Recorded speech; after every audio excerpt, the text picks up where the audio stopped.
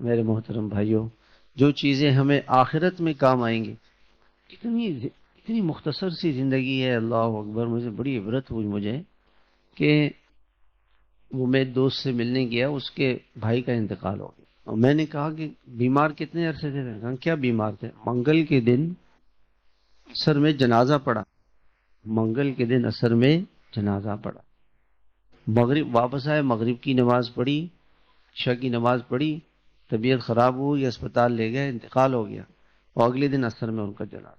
آج عصر میں کسی کا جنازہ پڑا اور اگلے دن عصر میں اس کا جنازہ، اور یہ ہمارے ساتھ سب کے ساتھ ہونے والا ہے۔ موت بتا کے نہیں آئے گی، ایک دم آئے گی، اچانک آئے گی۔ کتنا وقت باقی ہے میرے بھائیوں؟ کوئی پتہ نہیں کتنا وقت باقی۔ نیکیاں کام آئیں گی، جو مر گیا بس ختم، اب اس کے نامہ اعمال میں کچھ نہیں جا سکتا، کچھ نہیں جا سکتا۔ جو آج کر سکتا ہے وہ آج کر، جو کچھ کرنا ہے آج کرے، موت سے پہلے۔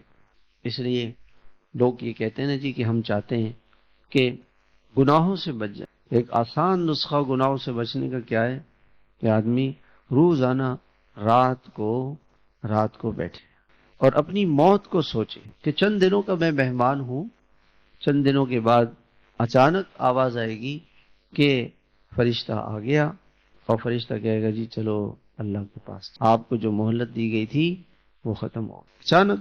اور اس کے بعد لوگ کہیں گے اچھا کل تو ہمارے ساتھ تھا، آج ہمارے ساتھ